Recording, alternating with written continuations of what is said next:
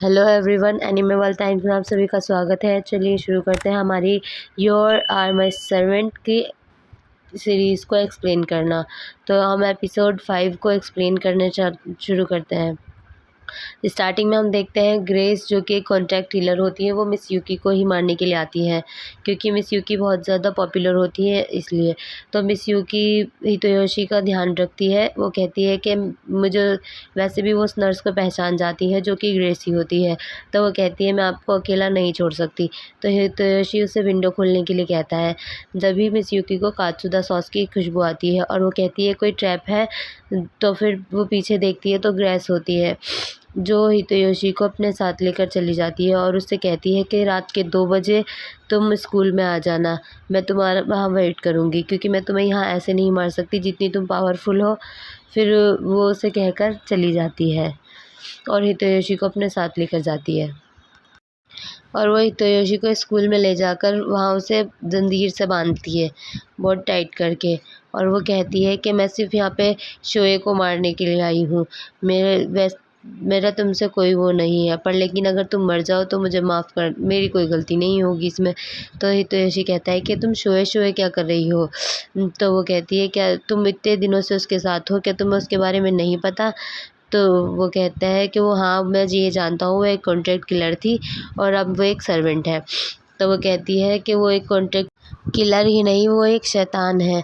वो ड्रैगन 9 के टॉप 4 में आती है। ड्रैगन 9 जो कि दुनिया भर के सबसे ज़्यादा ख़तरनाक किलर्स में से एक होते हैं। उनका ग्रुप बहुत बड़ा होता है और वो बहुत ज़्यादा पावरफुल होते हैं।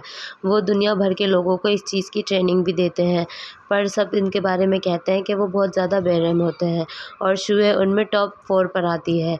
और अगर मैंने शुए को मार दिया तो मेरे पास पैसा ही पैसा होएगा, मैं बस उसे इसलिए ही मारना चाहती हूँ। हितोयोशी कहता है मैं जिस मिस यूकी को जानता हूँ वो तो बहुत ज़्यादा स्वीट है और बहुत ज़्यादा प्यारी सी लड़की है और वो कात्सुदा सॉस को बहुत पसंद करती है।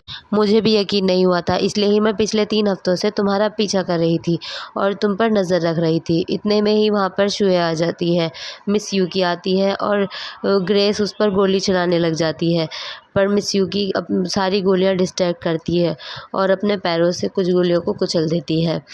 सारे वार से बचने के बाद फिर ग्रेस उस पर बम फेंकती है, मिस यूकी पर बम फेंक देती है, जिसे देख फेंक कर वो बहुत ज़्यादा खुश होती है और कहती है काम तमाम कर दिया ना। हितोयोशी बहुत घबरा जाता है।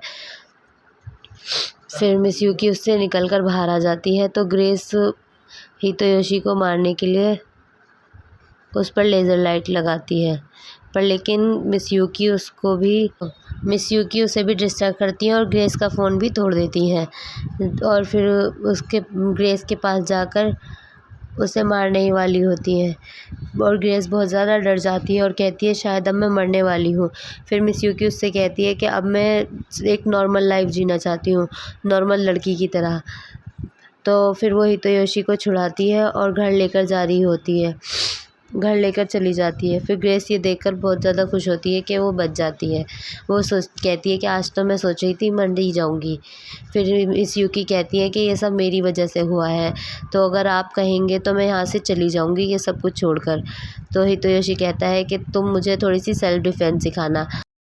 मैं एक लड़का हूँ ना, तो मैं भी ये चाहता हूँ कि मैं तुम्हारी मदद करूँ और तुम्हारी थोड़ी सी हेल्प कर सकूं। तो मिस यूकी हंसती है और कहती है हाँ ठीक है, मैं ज़रूर आपको सिखाऊंगी। और यहीं पर एंड हो जाता है। Thank you for watching. Like share and subscribe ज़रूर करें।